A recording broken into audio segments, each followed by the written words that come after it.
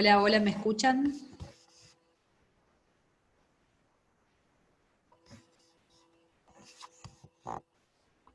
Sí, profe. Ah, perfecto. Bueno. Profe Marcela, ¿me escucha?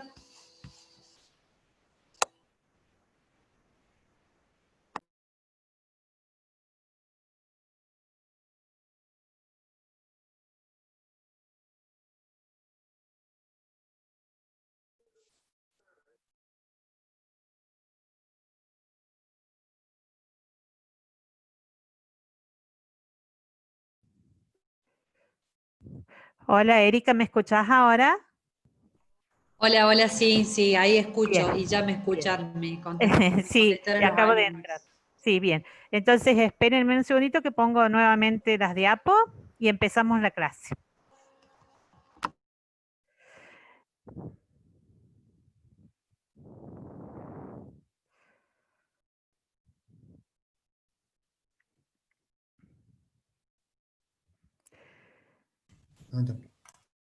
¿Me escuchan, Erika?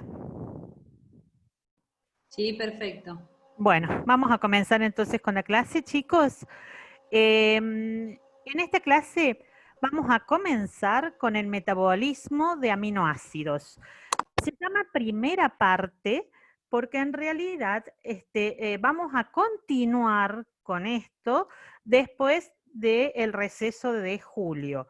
Pero esta primera parte es muy importante para poder entender la continuación, ¿sí? Así que bueno, recordemos un poquito lo que era un aminoácido. Un aminoácido era, Erika, ¿me Profe, escucha? la profe. ¿Me escuchan, Erika? Sí, sí se escucha, solo Bien. estoy silenciando unos micrófonos Bien. abiertos. Bien, bien. Bueno, chicos, recordemos un poquito qué eran los aminoácidos. Los aminoácidos son constituyentes de las proteínas. Por eso cuando uno habla de metabolismo de aminoácidos, en realidad se refiere al producto de degradación de las proteínas, ¿sí?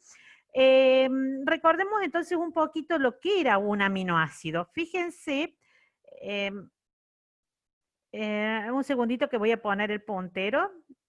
Ahora sí. Fíjense acá, esto que tienen acá es la estructura general de un aminoácido. Un aminoácido está formado por un carbono alfa. ¿Por qué se le llama carbono alfa? Porque este carbono tiene unido a él los dos grupos químicos que le dan la clasificación a la sustancia como aminoácido.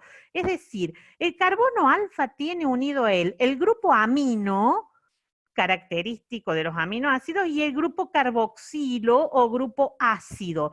Por eso se llama aminoácido, porque tiene el grupo amino y tiene el grupo ácido.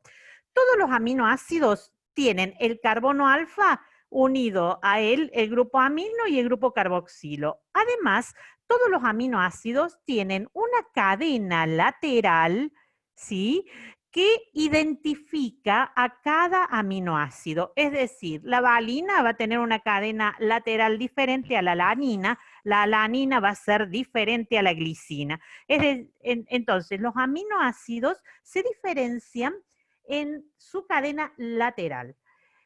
Bien, lo que les muestro acá es que hay algunos aminoácidos que son esenciales. ¿Por qué se les llama aminoácidos esenciales? Porque los debemos incorporar con la dieta. Nuestro organismo no tiene modo de sintetizarlos. A estos que tienen acá son los aminoácidos esenciales, incorporados con la dieta. Bien, cuando hablamos de glúcidos o cuando hablamos de lípidos y vimos los metabolismos de estas biomoléculas, dijimos que los glúcidos, el modo en que se depositan como fuente energética era como glucógeno en célula animal. Y dijimos que los lípidos se depositan en el tejido adiposo en forma de triacilgliceroles. Bien, los aminoácidos no son depósito de energía. Los aminoácidos no forman un depósito como el glucógeno, los triacilglicéridos en el caso de los glúcidos o de los lípidos. Los aminoácidos forman un fondo metabólico común. ¿Por qué se llama fondo metabólico común, porque a este fondo lo surten o lo aumentan diferentes procesos. Es decir, este fondo de aminoácidos, los aminoácidos tienen origen diverso. Y a su vez, de este fondo, la célula utiliza. ¿Para qué utiliza aminoácidos la célula? O sea, ¿para qué la célula recurre al fondo común? Para sintetizar proteínas. Ustedes saben que las proteínas tienen una vida media determinada. Una vez que se terminó esa vida media, la proteína se degrada. Por lo tanto, luego se la debe volver a sintetizar. Entonces, el fondo común, esos aminoácidos se utilizan para síntesis proteica. Además, los aminoácidos del fondo común se utilizan para sintetizar compuestos nitrogenados no proteicos, como por ejemplo hormonas, como por ejemplo neurotransmisores. Y también estos aminoácidos que se encuentran en el fondo metabólico se degradan para producción de energía. Pero miren cuándo se degradan para producción de energía: en ayuno prolongado o en diversas patologías como puede ser la diabetes no tratada. ¿Por qué, chicos? Porque la principal función biológica de un aminoácido no es la producción energética. La principal función biológica es la síntesis. Bueno, a este fondo común dijimos que el origen de este fondo podían ser diversos. Uno de ellos son las proteínas de la dieta. Ustedes saben que cuando ingerimos proteínas en el tracto digestivo, a través del proceso de digestión y absorción, ingresan aminoácidos. También a este fondo lo nutre la degradación de proteínas endógenas, por lo que les dije recién, no todas las proteínas, tienen una vida media determinada, a partir de la cual se degradan y esos aminoácidos pasan a formar parte del fondo común. Y también hay una síntesis de aminoácidos en el organismo. Recuerden que los aminoácidos esenciales no se sintetizan, deben ser incorporados con la dieta, pero los otros aminoácidos pueden ser sintetizados, principalmente en hígado. Cuando nosotros hablamos de balance nitrogenado, decimos, o el balance nitrogenado es positivo o el balance nitrogenado es negativo. ¿Cuándo el balance nitrogenado es positivo? Cuando la utilización de los aminoácidos es menor a la producción de aminoácidos.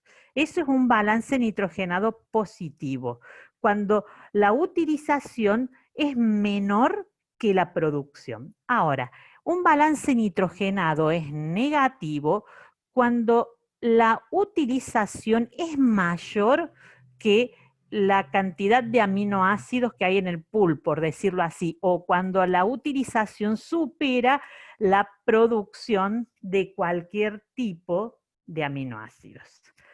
Bien, Erika, ¿alguna pregunta? Voy muy rápido. No hay ninguna pregunta, nadie escribió tampoco que vayas muy rápido, así que para mí está bien. Estamos bien entonces. Bien. Bien, chicos, estos eran aspectos generales a tener en cuenta. Otro aspecto general a tener en cuenta antes de ingresar a las vías metabólicas es que los aminoácidos se utilizan muy poco para proveer energía a la célula. Las principales fuentes de producción de energía en la célula la cubren los hidratos de carbono y los lípidos. Sin embargo, hay situaciones, como comentamos recién, a donde los aminoácidos pueden ser fuente de energía. Los aminoácidos se degradan. Vamos a ver la vía de degradación de aminoácidos. Esta vía de degradación de aminoácidos transcurre mediante dos reacciones. Una que se denomina transaminación y la otra que se denomina desaminación. Desaminación o deaminación es lo mismo. ¿Qué es una transaminación? Ya la vamos a ver en detalles, pero ahora analicemos lo que significan cada uno de estos términos. La transaminación es una reacción de transferencia del grupo amino. Y la desaminación es una reacción de pérdida del grupo amino. Entonces, la vía catabólica de los aminoácidos o la degradación de los aminoácidos ocurre mediante una transferencia del grupo amino primero y luego una pérdida del grupo amino. Ese grupo amino que se pierde en la segunda reacción catabólica se pierde como amoníaco, pero acá no voy a entrar en detalle porque esta sería la segunda parte del metabolismo de aminoácidos. Lo que quiero que sepan en este momento, desde ahora en más, es que ese grupo amino se pierde como amoníaco y ese amoníaco debe ser eliminado por el organismo. ¿Cómo es eliminado? Una manera de eliminarlo es transformándolo en urea. ¿Qué pasa? Eso sucede con el grupo amino. ¿Qué le sucede a toda la otra parte de la cadena del aminoácido? A toda esa parte que queda, luego de transaminar y desaminar, se le llama esqueleto carbonado. Ese esqueleto carbonado son los cetoácidos, porque si el aminoácido ha perdido el grupo amino, ha quedado solamente con el grupo carboxilo, ¿sí? Esos esqueletos carbonados pueden formar cetoácidos y esos cetoácidos van a formar cuerpos cetónicos, algunos de ellos, u otros van a formar glucosa. Incluso algunos aminoácidos van a formar las dos cosas, cuerpos cetónicos y glucosa. ¿Para qué? Para ingresar finalmente al ciclo de Krebs y producir energía. En esta parte del metabolismo o del catabolismo de los aminoácidos está la explicación de la producción de energía por parte de un aminoácido. Nuestra clase de hoy va a ser remitida solamente a las reacciones de transaminación y desaminación. Las clases posteriores vamos a ver la pérdida del grupo amino como amoníaco o formación de urea y la cadena o esqueleto carbonado. Hoy vamos a ver solamente la transaminación y la desaminación, que serían las dos reacciones a las que recurre el organismo para catabolizar o degradar aminoácidos. La primera reacción, transaminación o transferencia de grupo amino. Lo que ustedes están viendo en este momento es un esquema general de la transaminación, a donde un aminoácido cualquiera, ¿ven? El grupo carboxilo, el grupo amino, el carbono alfa y la cadena lateral R, es decir, un aminoácido cualquiera, reacciona con un cetoácido. ¿Por qué se llama cetoácido esto, chicos? Porque tiene el grupo carboxilo en el carbono 1, característico de los ácidos, y este grupo ceto en el carbono 2. Por eso se llama cetoácido. Entonces, en la reacción de transaminación, reacciona un aminoácido con un cetoácido. El grupo amino es transferido. ¿A quién? Al cetoácido. Entonces, cuando el aminoácido transfiere el grupo amino, se convierte en cetoácido. Y cuando el cetoácido recibe el grupo amino, se transforma en un aminoácido. Por lo tanto, en la reacción general, tenemos que un aminoácido, cuando transfiere su grupo amino, se transforma en cetoácido. Y el cetoácido que recibe el grupo amino se transforma en aminoácido.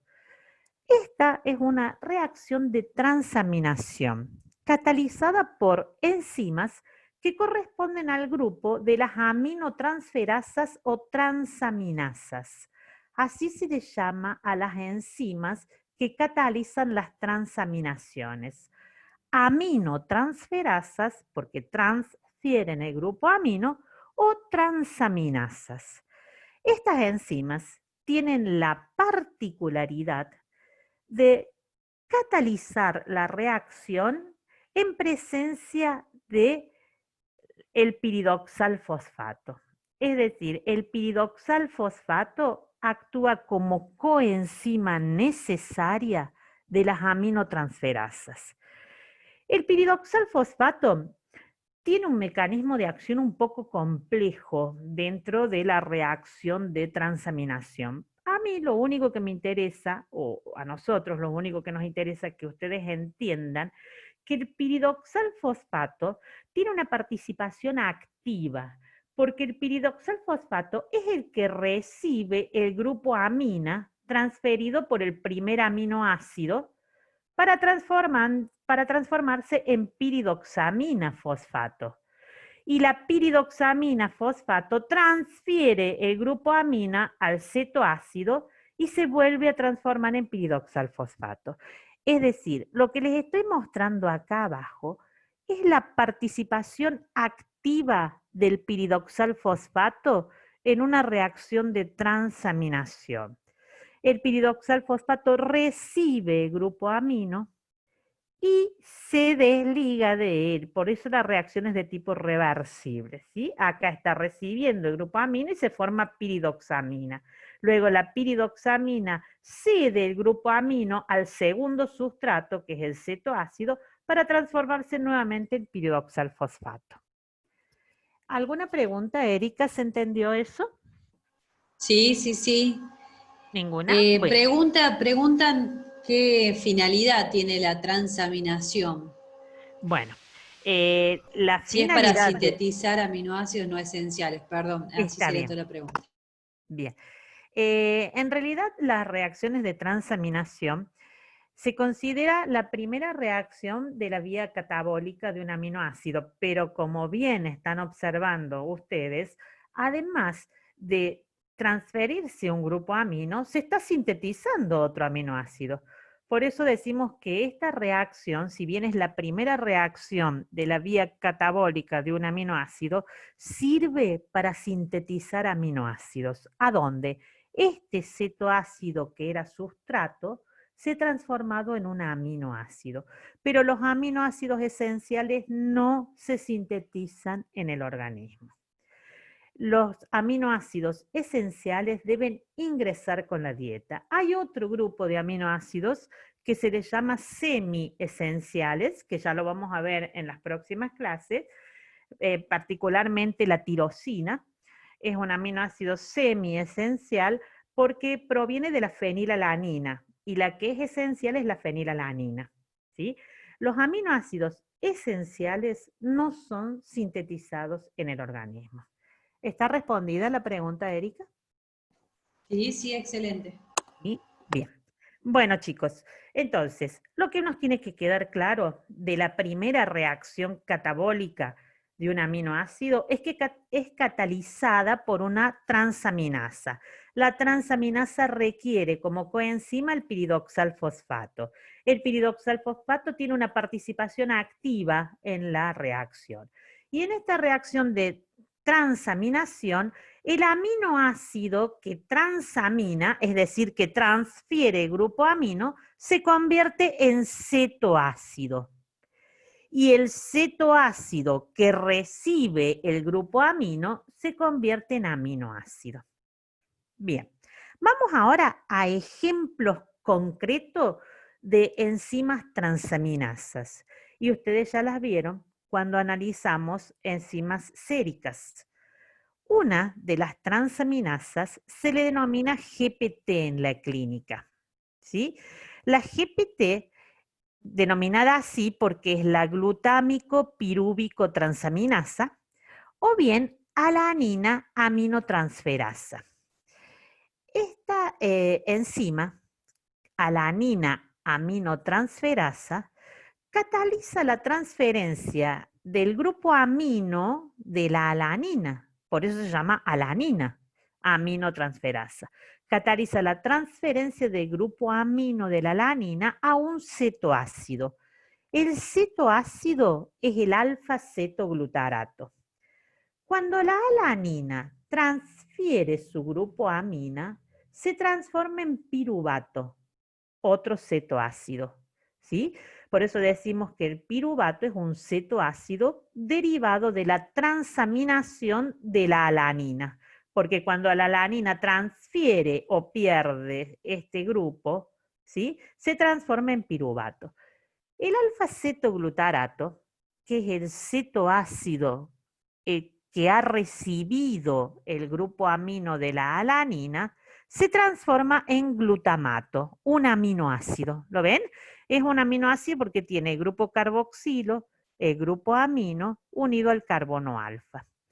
Bien, la enzima es la alanina aminotransferasa, requiere de piridoxalfosfato y se la denomina también glutámico pirúvico transaminasa. ¿Por qué? Porque si yo veo la reacción contraria, veo que reacciona el glutamato con el piruvato. ¿Sí? Entonces, la glutámico pirúvico transaminasa. Una cosa, chicos, que me olvidé en la diapositiva anterior. Las enzimas, las aminotransferasas, catalizan reacciones reversibles. Reversibles, como están viendo acá. Entonces, si yo la leo de manera reversible, digo alanina transamina con alfa-cetoglutarato para formar piruvato y glutamato. Pero también puedo ver que glutamato transamina con piruvato para transformar el piruvato en alanina y el glutamato en alfa-cetoglutarato. Son reacciones reversibles. Acá, en esta diapositiva, están viendo dos aminoácidos diferentes y dos cetoácidos diferentes. Los aminoácidos son alanina y glutamato, y los cetoácidos son alfa-cetoglutarato y piruvato. Esta reacción es catalizada por la alanina aminotransferasa, también conocida como ALA, todo con mayúscula, o GPT. Cualquiera de los dos nombres se utilizan. En la clínica es más común utilizarla como GPT, glutámico pirúvico transaminasa. La otra aminotransferasa que vamos a analizar es la que ustedes han visto ya en las enzimas séricas como GOT. La GOT se denomina así porque es la glutámico oxalacético transaminasa. La GOT o aspartato aminotransferasa cataliza la transferencia del aminoácido aspartato, ¿sí? Del grupo amino del aspartato, ¿a quién? Al alfa-cetoglutarato, o sea, al mismo cetoácido que vieron en la diapo anterior, ¿sí? Acá, el aspartato como aminoácido transfiere el grupo amino al alfa-cetoglutarato. El aspartato se convierte en oxaloacetato, ¿sí? Y el alfa-cetoglutarato que recibe el grupo amino se convierte en glutamato, como vieron en la diapositiva anterior. Por lo tanto, se suele mencionar que cuando el aspartato transamina, forma oxaloacetato. Pero como la reacción es reversible, también puedo decir que cuando el oxaloacetato transamina, forma el aspartato. La enzima se denomina aspartato aminotransferasa o glutámico oxalacético transaminasa y necesita como coenzima el piridoxalfosfato. En esta diapositiva, chicos, están viendo también dos aminoácidos y dos cetoácidos. ¿Cuáles son los aminoácidos? Aspartato y glutamato. Glutamato lo vieron en la diapositiva anterior. Y los dos cetoácidos son alfa-cetoglutarato, que es el mismo de la diapositiva anterior, y oxaloacetato. O sea, en estas dos reacciones de transaminación han visto en total 3 cetoácidos. 3 cetoácidos con los que transaminan la mayoría de los aminoácidos. Voy a volver a la diapositiva anterior para mostrarles. ¿Qué cetoácidos vieron en la diapositiva anterior? Alfa-cetoglutarato y piruvato. Ahí van 2 cetoácidos. Y el tercer cetoácido es el oxaloacetato. ¿Sí? Estos 3 cetoácidos, oxaloacetato, piruvato, alfa-cetoglutarato, son los 3 cetoácidos con los que transaminan la mayoría de los aminoácidos. Ténganlo presente hasta la última diapositiva que voy a volver a este término. Bien, ¿qué hemos visto hasta el momento? La primera reacción que compete al catabolismo o degradación de un aminoácido, denominada transaminación, catalizada por las transaminasas. Las transaminasas son enzimas que requieren de la coenzima piridoxal fosfato. ¿Qué transaminasas hemos analizado hasta el momento y ustedes han visto cuando vieron enzimas séricas, GOT y GPT? Y las vieron como enzimas de valor diagnóstico y pronóstico para patologías a donde se involucra principalmente tejido cardíaco y tejido hepático. Bien, esa era la primera reacción, la transaminación. La segunda reacción que involucra el catabolismo de los aminoácidos se denomina desaminación o deaminación oxidativa del glutamato. En esta segunda reacción, el grupo amina que fue transferido en la reacción anterior se pierde. Por eso se llama desaminación, pérdida del grupo amino, también conocida como deaminación. Pero en esta reacción, además de perderse el grupo amino que venía siendo transferido, el sustrato se oxida. Por eso se llama desaminación oxidativa. ¿La desaminación oxidativa de quién? Del glutamato.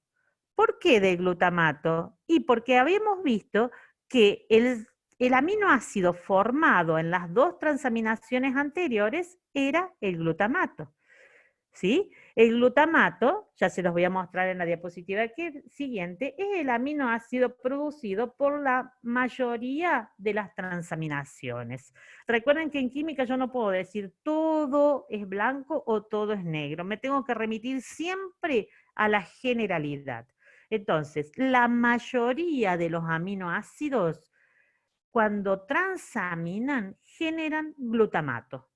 Entonces, el glutamato ingresa a la segunda reacción, porque es el glutamato el que trae el grupo amino que viene transaminando de la mayoría de los aminoácidos. El glutamato, es la reacción de desaminación oxidativa, pierde el grupo amina, por eso se llama desaminación, y se oxida. ¿A qué se oxida? A un ácido, ¿lo ven? A un cetoácido, denominado alfa-cetoglutarato. Esta reacción es catalizada por esta enzima que también la han visto cuando vieron enzimas séricas, denominadas GDH o glutamato deshidrogenasa. Es una oxidorreductasa. Provoca, en este caso, la oxidación del glutamato a alfa-cetoglutarato. Como óxido reductasa que es, tiene que actuar con una coenzima. La coenzima de la GDH o glutamato deshidrogenasa es NAT o NATP, como les dice acá la diapositiva. ¿Por qué? Porque la reacción de oxidación del glutamato, es decir, la reacción hacia la derecha, según la veo en esta diapositiva, donde el glutamato se oxida a alfa-cetoglutarato, requiere como coenzima al NAT. ¿Sí? En cambio, la reacción inversa, porque es una reacción de tipo reversible, ¿sí? A donde el alfa-cetoglutarato se reduce a glutamato, recuerden que la reacción inversa es una reducción. El alfa-cetoglutarato se reduce a glutamato, la coenzima es el NATP. pasa de NADP reducido a NADP oxidado. Entonces, NAD actúa como coenzima en la oxidación del glutamato, donde el glutamato genera alfa-cetoglutarato y se desamina, pierde el grupo amina. Ahora, en la reacción inversa, la GDH utiliza como coenzima NADP.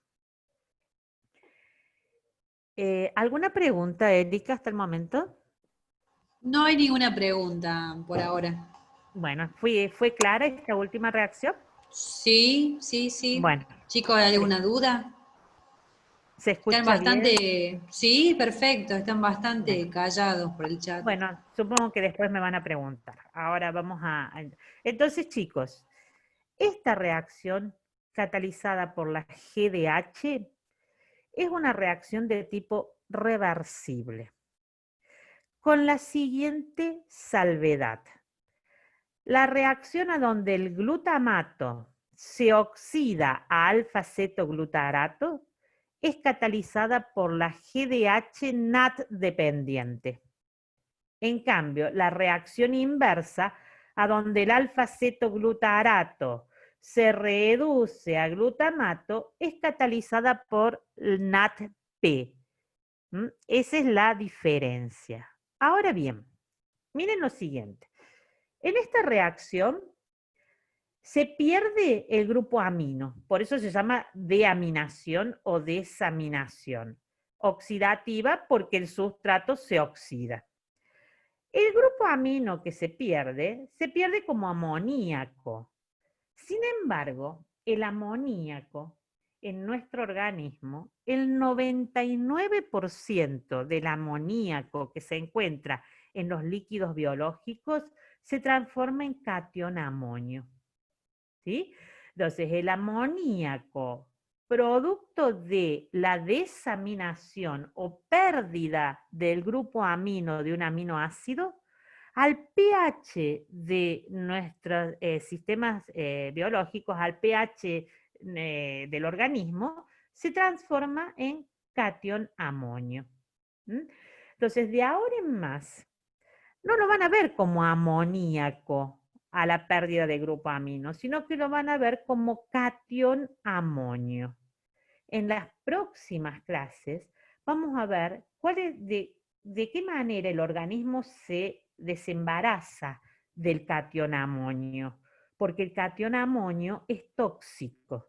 Entonces, tiene que haber sistemas que permitan la eliminación de este catión, porque este catión se genera normalmente como producto del catabolismo de los aminoácidos, como han visto hasta el momento. Ahora tengan presente esta otra cuestión de esta segunda reacción. Esta segunda reacción genera, si yo la leo hacia la derecha, o sea, si se lee como una desaminación oxidativa, genera alfa-cetoglutarato. El alfa-cetoglutarato es un intermediario del ciclo de Krebs. Por lo tanto, la GDH va a estar regulada alostéricamente por el ATP y el ADP. ¿De qué manera? Si aumenta la cantidad de ATP, significa que el ciclo de Krebs se tiene que enlentecer. No me gusta decir frenar, porque no se frena el ciclo, se enlentece, se hace más lento en su funcionamiento. ¿Por qué? Porque hay gran cantidad de ATP.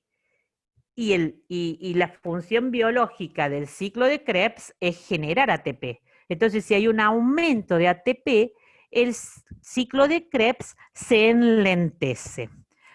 Si hay un aumento de ATP, la GDH NAT dependiente está regulada negativamente. ¿Por qué? Porque si la GDH NAT dependiente se regula negativamente, el alfa-cetoglutarato se genera en baja proporción y el ciclo de Krebs se enlentece, porque el alfa-cetoglutarato es un intermediario del ciclo de Krebs.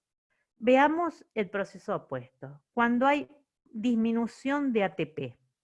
Cuando disminuye el ATP o aumenta el ADP, el ciclo de Krebs tiene que aumentar su funcionamiento.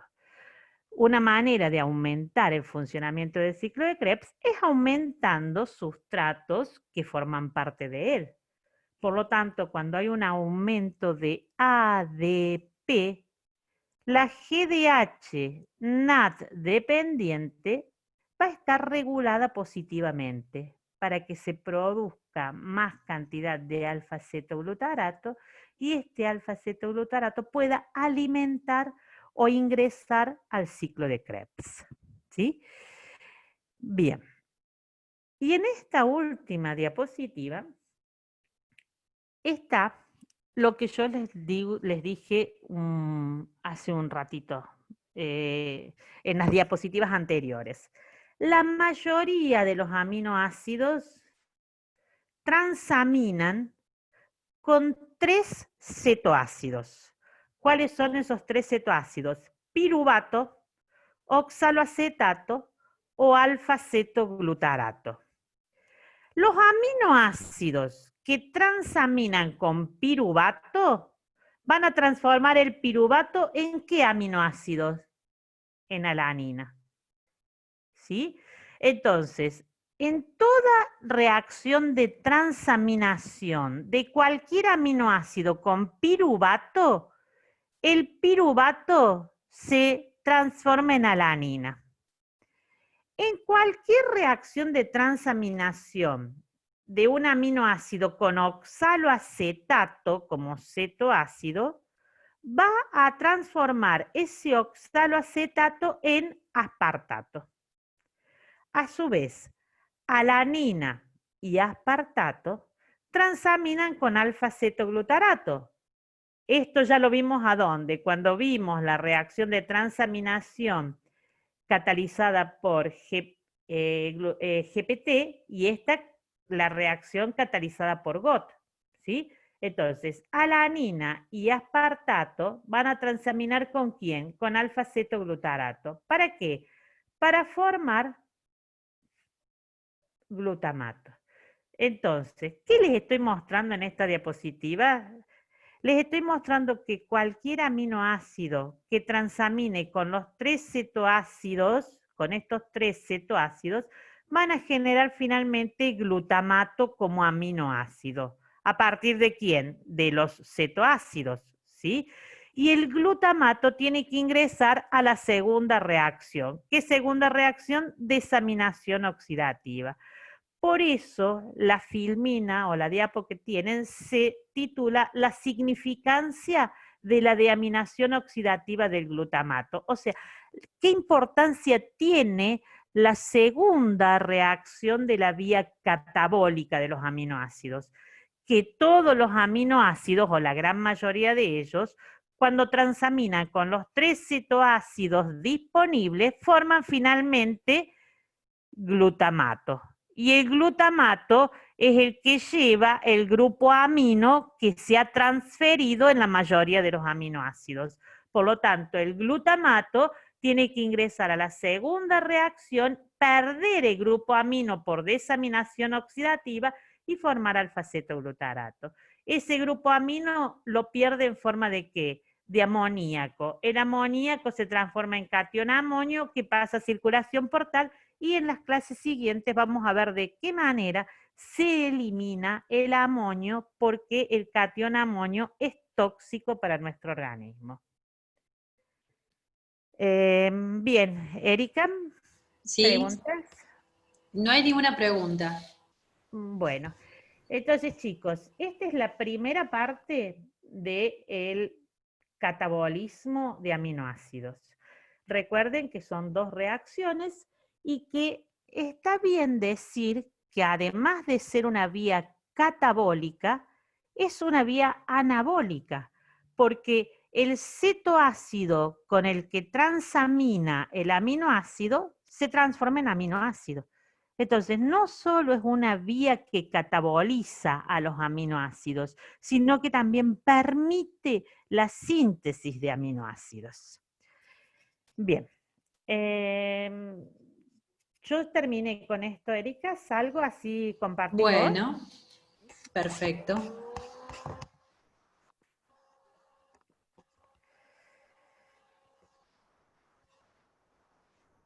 Bueno, chicos, yo voy a retomar lo que quedó pendiente de la clase anterior, que era ver el catabolismo del colesterol, que sería la formación de los ácidos biliares.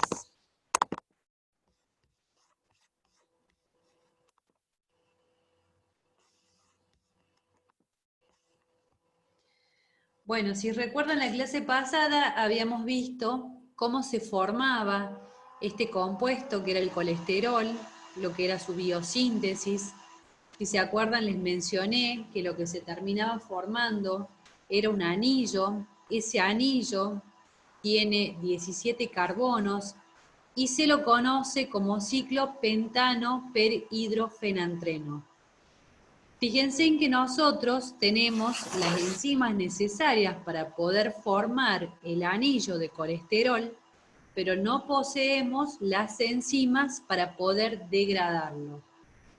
Por lo tanto, el colesterol se va a eliminar como tal, como colesterol, o se va a eliminar a través de la formación de los ácidos biliares, que es lo que voy a hablar ahora. Bien. Bueno, acá un poco lo que les estaba diciendo.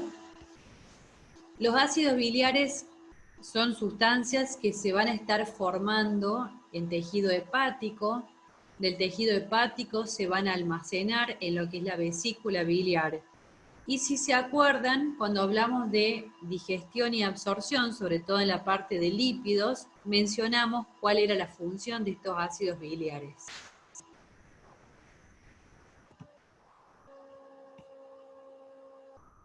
La enzima que participa, o las enzimas en realidad que participan en este proceso que es la formación de ácidos biliares, son enzimas que en forma general lo que hacen son reducciones.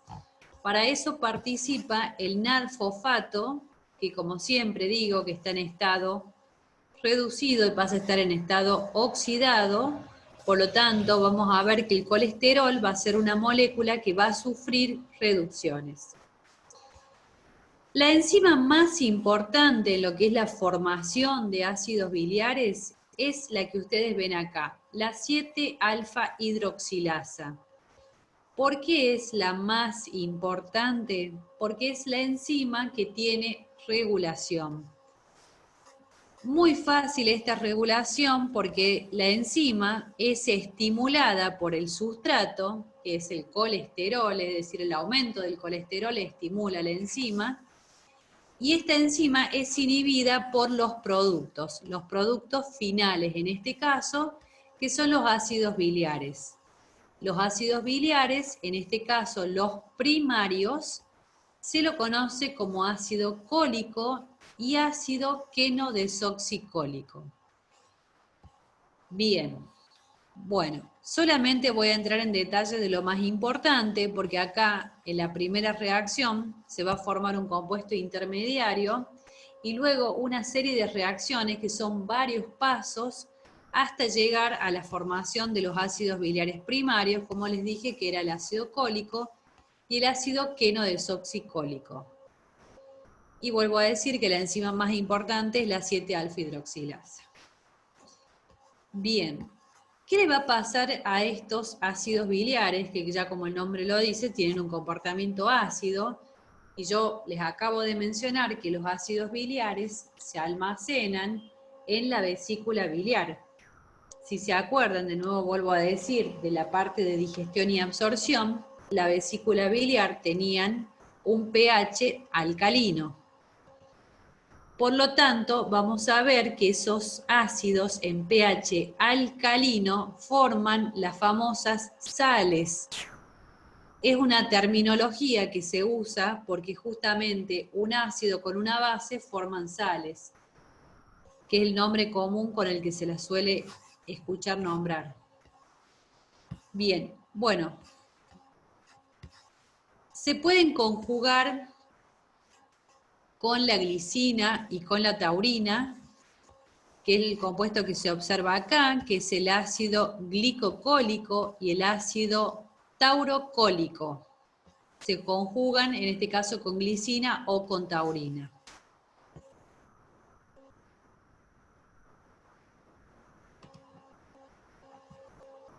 Bien, y acá volvemos a mencionar. Entonces, los ácidos biliares primarios tenemos el ácido cólico y el ácido queno-desoxicólico, que son los ácidos que se formaron en tejido hepático, es el que les acabo de mostrar con la enzima la 7-alfa-hidroxilasa, que es la enzima más importante. Y luego estos ácidos biliares primarios van a salir de la vesícula, se van a dirigir hacia el intestino, que es en donde realmente los ácidos biliares tienen su participación, pero acá ocurre algo interesante, que es gracias a las bacterias intestinales, van a convertir esos ácidos biliares primarios en ácidos biliares secundarios. Los ácidos biliares secundarios es el ácido desoxicólico y el ácido litocólico. Muy parecidos los nombres, chicos, pero hay que saber diferenciar bien cuál es el ácido biliar primario y el secundario, porque vuelvo a decir, el primario es el que se forma en tejido hepático y el secundario, por así decirle, es el ácido primario, pero con una modificación de las bacterias intestinales. Perdón, Erika, ¿me Sí, escuchás? sí, Por ahí ahí sí. se te escucha lejos. No sé si es Sí, en ¿se mi... me escucha lejos? Sí, no, se escucha, pero por ahí es como que te vas. Ah, bien, bien. Capaz que estoy moviendo el micrófono. Ahí está mejor, ahí está mejor. ¿Ahí está mejor? Sí. Bien, bueno. Bueno, acá solamente para que vean más o menos la estructura, para que puedan observar ustedes que en ningún momento, cuando hablamos del catabolismo del colesterol, estamos formando los ácidos biliares, en ningún momento, en ningún ácido biliar, sea primario o secundario, se alteró la estructura del anillo, que era el ciclopentano per hidrofenantreno. Si alcanzan a ver, el anillo está intacto, porque vuelvo a decir, no tenemos enzimas capaces de degradar este anillo.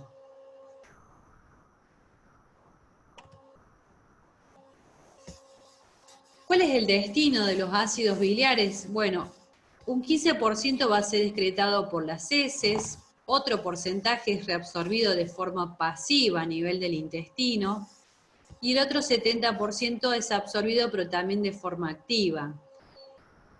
Los ácidos biliares tienen una participación, si se acuerdan, en la emulsión de las grasas para que esas grasas puedan ser digeridas, en donde gracias a los ácidos biliares se forma esa emulsión y podían ingresar enzimas que iban a participar en la degradación de lípidos, como la lipasa, como la colesterol-esterasa, como la fosfolipasa 2, que eran enzimas que degradaban el contenido del interior de esas grasas. Y a su vez, una vez que degradábamos los lípidos, gracias a los ácidos biliares, formábamos las famosas micelax mixtas que permitían que esas moléculas puedan atravesar la capa delgada de agua que se encontraba por fuera del enterocito, para que luego la del producto de degradación de estos lípidos puedan ingresar hacia el interior del enterocito. Solamente era para recordarles cuáles eran las funciones de los ácidos biliares, porque lo vimos en otra clase. Bien. Bueno.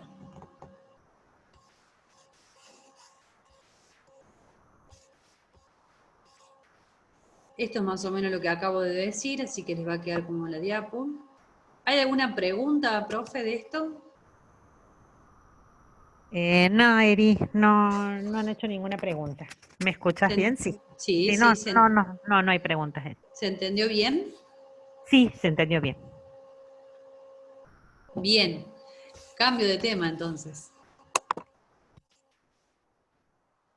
Sí, a ver, espera, Eri, chicos, ¿alguna pregunta con respecto a eso? Bueno, entonces cambiamos de tema, Erika.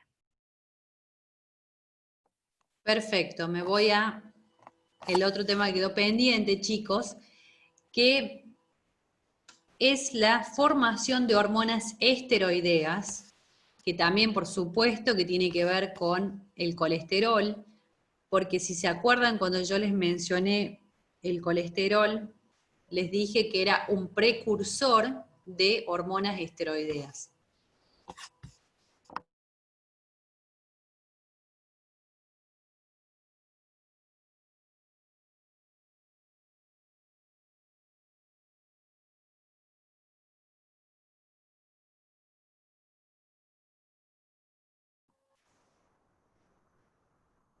Bien, entonces, comienzo con hormonas esteroideas. Las hormonas esteroideas, ya como lo dice en esta diapo, van a derivar del colesterol. De vuelta, vuelvo a mencionar en este caso el anillo, que era el ciclopentano perhidrofenantreno, en donde la molécula de colesterol en determinadas células y en determinados tejidos va a ser el precursor para sintetizar hormonas esteroideas. Esas hormonas esteroideas se van a producir en diferentes glándulas, porque estoy hablando de hormonas, en donde puede ser la corteza de la glándula suprarrenal, que son en ese caso los glucocorticoides, los mineralcorticoides, puede ser también el testículo, el folículo ovárico, el cuerpo lúteo, la placenta y también en el cerebro. Se van a estar formando hormonas esteroideas. Se separan las hormonas esteroideas en distintos compuestos dependiendo de la cantidad de carbono. Por ejemplo, los estranos son esteroides de 18 carbonos. ¿Cuál conocemos de estos? El estrógeno. Los androstanos son esteroides de 19 carbonos y, por ejemplo, ahí tenemos los andrógenos. Los pregnanos son esteroides de 21 carbonos y ahí tenemos, por ejemplo, los glucocorticoides, mineralcorticoides y también progestinas. Fíjense en que estas hormonas esteroideas, a diferencia de algunas proteicas, no se encuentran almacenadas en vesículas, por lo tanto, van a ser sintetizadas en el momento en que sea necesario que se lleve a cabo su función, que voy a pasar a explicar más adelante. Y la comparación que quería hacer era con, por ejemplo, la insulina, que es una hormona que sí se encuentra almacenada en vesículas y que es liberada frente a un estímulo, en este caso la hiperglucemia, que aumenta las concentraciones de ATP. En este caso no tenemos hormonas esteroideas que se encuentren almacenadas dentro de las vesículas.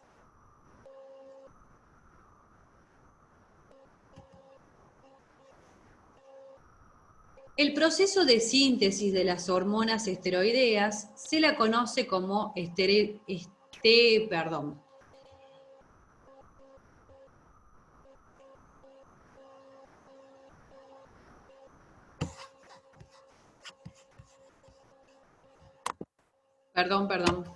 se me fue el audio. O sea, el proceso de síntesis se lo conoce como esteroidogénesis. Las hormonas esteroideas van a circular por el plasma, pero la mayoría se va a encontrar unida a proteínas plasmáticas, aunque la hormona esteroidea se considera activa la que se encuentra de forma libre. Para comenzar la síntesis de las hormonas, lo que primero necesitamos es saber de dónde vamos a obtener la materia prima, que es el colesterol. Si se acuerdan, yo les había mencionado en la clase pasada que las células obtenían colesterol, por así decirlo, de dos maneras. Una de esas maneras era sintetizando el colesterol y la otra manera era a través del colesterol que llegaba a tejido extrahepático gracias a la lipoproteína de baja densidad o LDL. Bien, ahora vamos a ver cómo hacemos para estimular la glándula para que nos brinde de colesterol libre. Cuando se estimula una glándula que necesita formar hormonas esteroideas, lo que puede ocurrir es que hidrolice ésteres de colesterol. ¿Por qué hidroliza ésteres de colesterol la glándula? Porque los ésteres de colesterol era la manera de almacenar el colesterol dentro de la célula. Y yo necesito que ese colesterol se encuentre libre para poder formar las hormonas esteroideas. Por otro lado, va a aumentar el ingreso de colesterol desde las lipoproteínas, que es la LDL, y también va a aumentar la síntesis de colesterol endógeno, que si se acuerdan era cuando partíamos de acetil-CoA para terminar formando la molécula de colesterol. Importante destacar que todo este proceso de síntesis de hormonas esteroideas se va a llevar a cabo en la matriz mitocondrial. Por lo tanto, tenemos que pensar que la matriz mitocondrial tenía una membrana interna que rodeaba la matriz que prácticamente era impermeable a todo y por supuesto que también al colesterol. Por eso vamos a ver que tiene un transportador.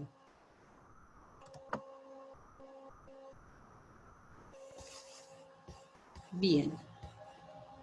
Fíjense en que esto, acá ya hay muchas cosas que vimos, porque nos está mencionando cómo se almacena el colesterol, formando los ésteres de colesterol, y era gracias a la enzima ACAT. Ese colesterol se mantenía o se conservaba como unas gotitas de lípidos dentro de la célula, y acá nos muestra que pKa, que ustedes ya deben saber de dónde viene, pKa lo que hace es estimular, que es lo que se ve en color verde, a la hidrólisis de este colesterol. ¿Por qué estimulamos la hidrólisis? Porque vuelvo a decir, nosotros necesitamos que ese colesterol se encuentre como colesterol libre. ¿Para qué? Para que sea nuestro precursor para formar hormonas esteroideas. ¿Quién va a estimular pKa? Ya sabemos que pKa viene de una cascada de fosforilaciones dada por un aumento de AMP cíclico. Y en este caso, el aumento de AMP cíclico viene por adrenocorticotrofina, que es una hormona, la hormona luteinizante y la hormona folículo estimulante son algunos de los ejemplos. A su vez, vemos que pKa estimula la hidrólisis de ésteres de colesterol e inhibe su esterificación. Por lo tanto, si pensamos hacia dónde se favorece esto, a tener colesterol libre y no a tener colesterol esterificado almacenado. ¿Estamos bien hasta ahí, profe? Sí, Eri, está todo perfecto. Al menos no hay preguntas. ¿No hay preguntas?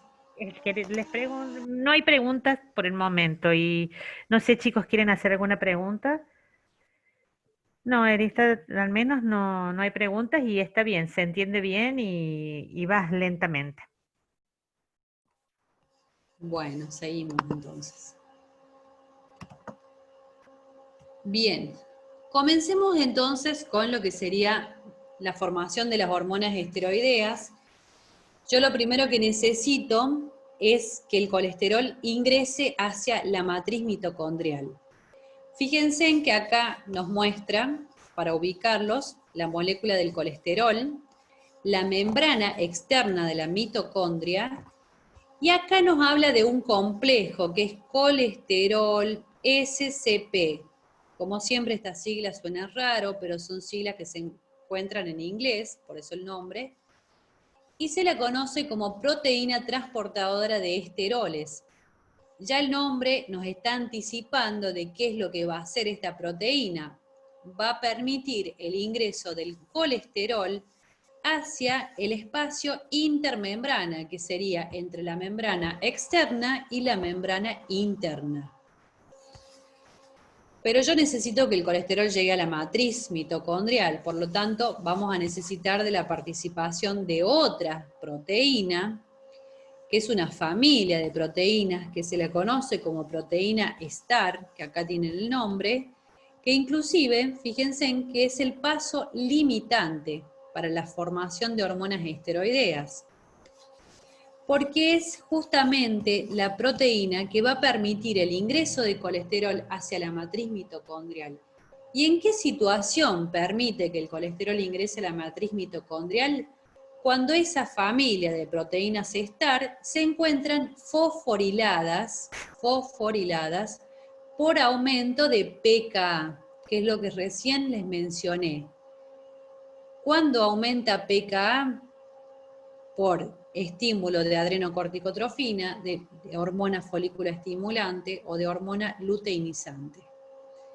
Aumenta el pKa, aumenta MP cíclico y por ende aumenta pKa.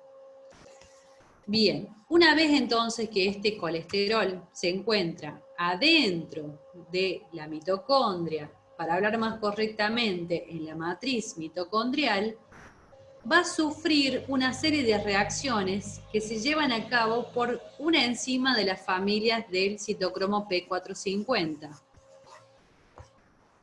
Son muchas reacciones, solamente les quiero nombrar que es de la familia del citocromo P450, en donde al principio se sufren unas reacciones de hidroxilación, que se añade grupos oxidrilo en el carbono 20 y en el 22. Por eso se forma este compuesto que se llama 20-22 dihidroxicolesterol. Di porque son dos, hidroxi porque son oxidrilos, colesterol porque es la molécula del colesterol. Luego se libera una parte de esta molécula y queda formado un compuesto que se lo conoce como pregnenolona.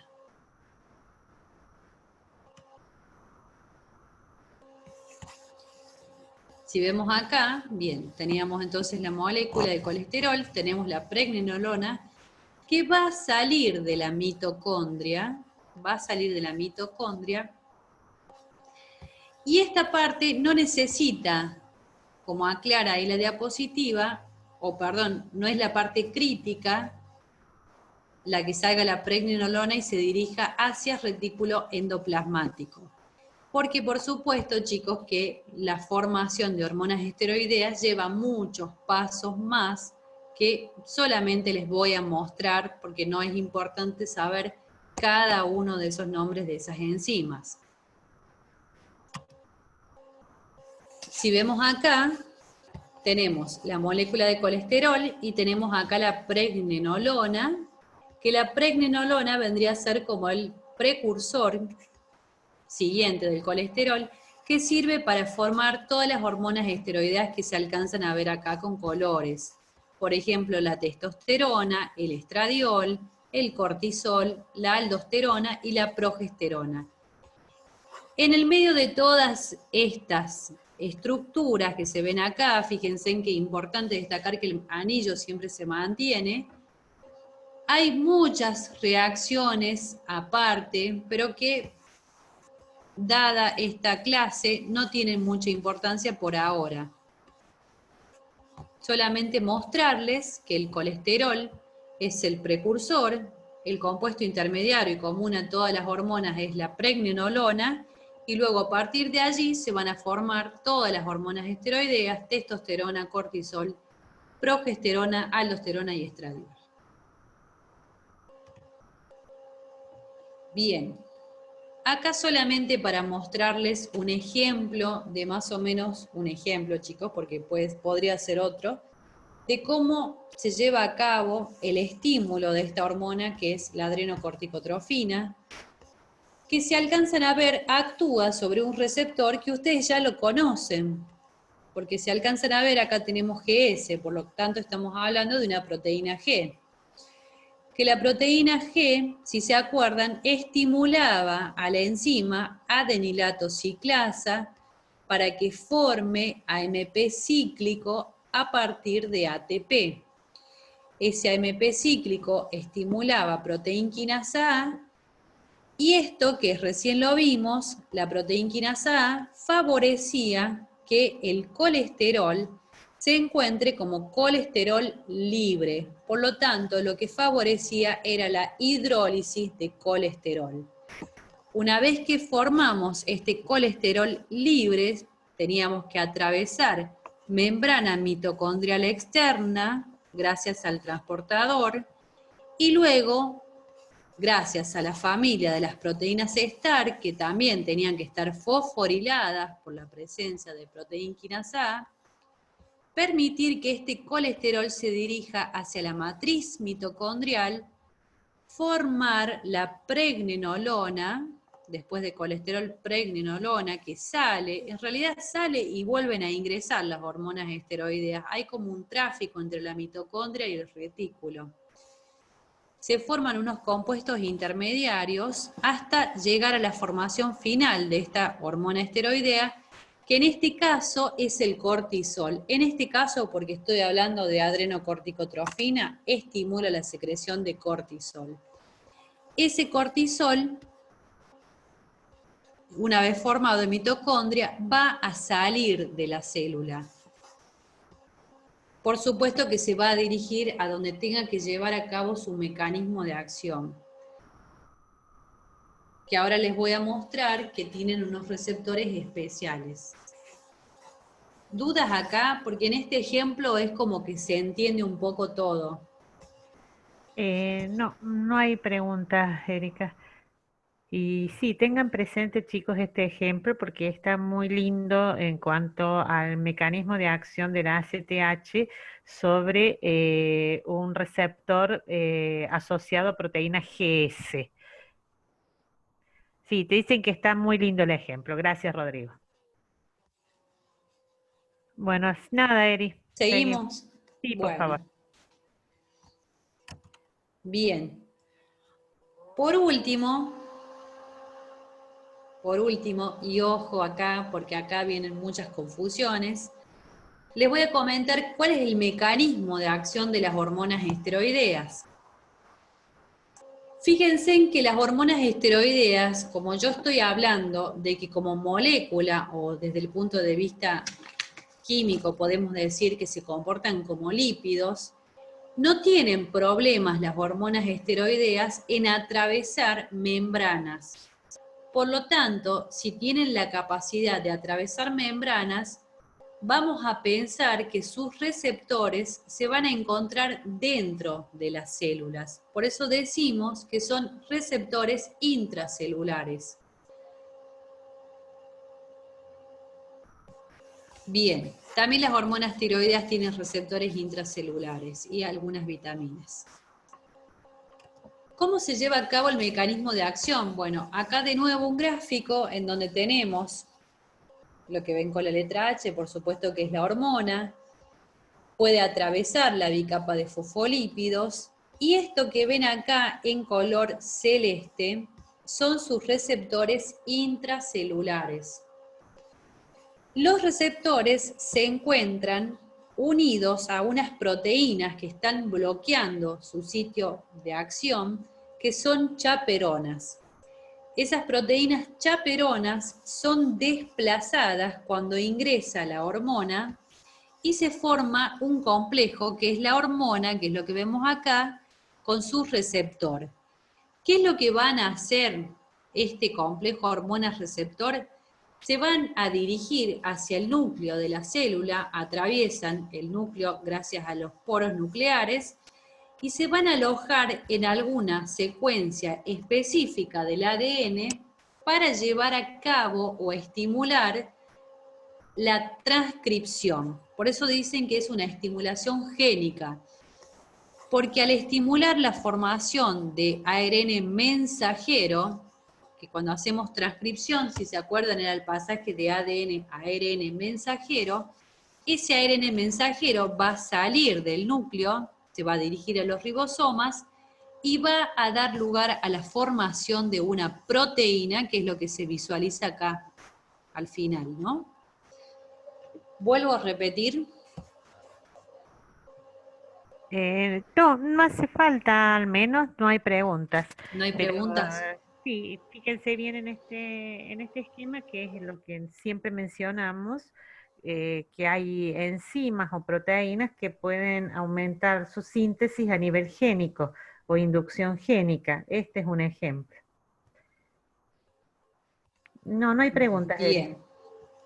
Bueno, y lo último, solamente para mencionarles, que la estructura de este tipo de receptores tiene lo que se conoce como dedos de zinc, que es lo que se ve acá. La terminología dedos es porque es similar a los dedos, que son estructuras en las proteínas en donde participan iones de zinc y que ayudan a estabilizar pliegues. Se alcanzan a ver, estas estructuras favorecen la unión con la molécula que se visualiza acá, que es el ADN, porque como recién les dije, lo que pretendemos de la unión del receptor con la hormona es la de generar o inducir la transcripción, que es la síntesis de ARN mensajero para terminar formando una proteína.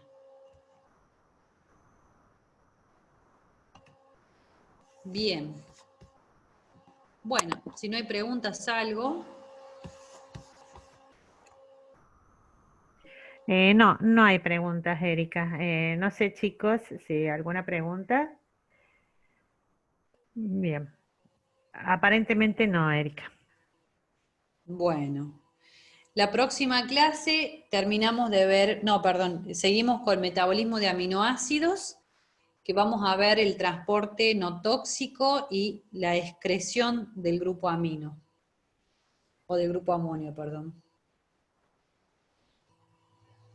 Erika, corregime, pero creo que ya la semana que viene estamos en receso invernal, ¿no es cierto? Sí, sí, sí, 2 semanas de descanso. 2 semanas de descanso y nos volvemos a ver la semana del 20. Del 20, exactamente. Bien, chicos, va a estar todo en la página. Tengan paciencia con el link de la clase de hoy, que también va a estar en la página, y con los PDF explicativos de las clases de hoy. ¿No es así, Erika, no es cierto? Sí, sí, es así, estamos muy Bien. bien. Me preguntan si el 9 de julio empieza el receso. En realidad, el viernes de esta semana sería la última clase, chicos. Ya el lunes estamos en vacaciones de julio. Claro, ya el lunes que es 6, ya estamos de vacaciones. Bien. Bueno, sigan comunicándose al foro si tienen alguna pregunta para hacer. Y también lo que voy a subir a la página va a ser un compacto de las preguntas de la guía del cuestionario de lípidos, ¿sí? Porque supuestamente hoy hemos terminado con metabolismo lipídico. Y no se olviden de lo que vimos hoy de metabolismo de aminoácidos, porque continuamos después de las vacaciones. ¿Algo más, Erika? A ver, ¿qué más? Las vacaciones, chicos, hasta el 17 de julio. Son 2 semanas. O sea, el lunes Eh, 20 estamos de nuevo acá. exactamente. Con clase de seminario, que ya que me hicieron acordar, les voy a pedir por favor que aprovechen las clases de seminario, porque la idea de encontrarnos en esa clase es llevar el caso clínico resuelto. ¿Qué caso clínico es, Erika, para el lunes 20 de julio? Para el lunes 20 es el caso clínico número 3, que es lipoproteínas y tiene que ver con cosas que ya vimos en el teórico, así que no son muy complicadas de resolver, que es la electroforesis de las lipoproteínas. Bien, bueno chicos, la clase de seminarios a partir del próximo y en adelante van a ser interactivas en el sentido de que se les va a preguntar, ¿sí? Se les va a preguntar qué dificultades tuvieron con tal pregunta, qué opinan de esta otra pregunta, léanlo, háganlo, así lo aprovechan. Y no sabemos cuándo volvemos a tener las clases presenciales porque eso es información que la vamos a manejar todos al mismo tiempo, no depende de la facultad, depende de lo que dictaminen a nivel gubernamental. ¿Algo más, Erika? No, no, creo que nada más. Bueno, chicos, Bueno, entonces, que tengan sí, vacaciones.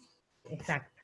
Que tengan unas felices vacaciones, cuídense, descansen, estudien y bueno, si Dios quiere nos volvemos a ver en la semana del 20 de julio en adelante. ¿Algo más, Eri? No, nada más.